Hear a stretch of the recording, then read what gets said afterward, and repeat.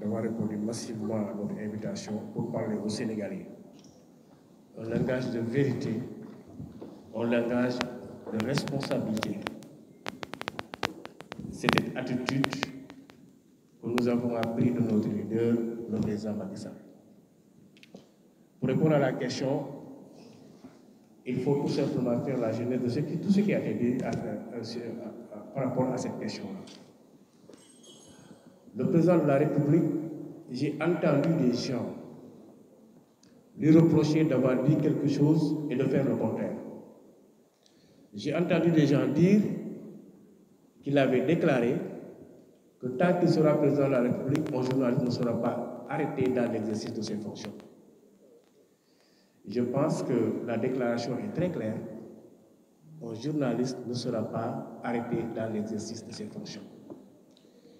Il faut tout simplement constater, pour le regretter, que dans cette affaire, le mis en cause n'a pas été arrêté dans l'exercice de ses fonctions. C'est un journaliste qui était dans un projet et qui était dans la propagande et qui a été arrêté pour avoir violé la loi dans le cadre de cette propagande.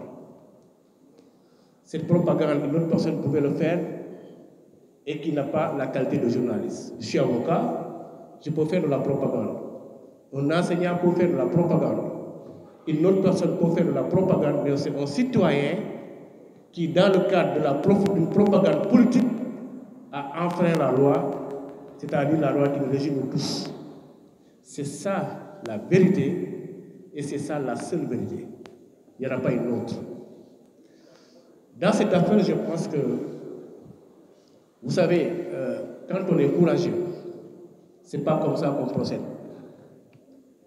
On a constaté une certaine agitation de M. Ousmane Sonko et de toute sa clique depuis qu'il a senti que sur le champ politique, ils sont en train de perdre du terrain.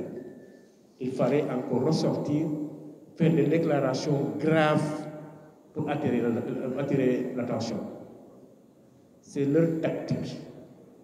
Même s'il faut dire des choses très graves, pour tout simplement attirer l'attention et faire parler d'eux. C'est la seule...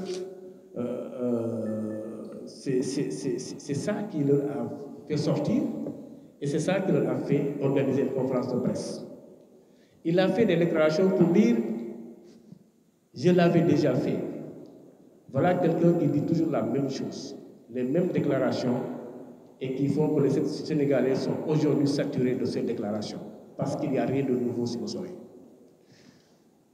Il vous dit que j'ai brandi. Il a brandi quoi?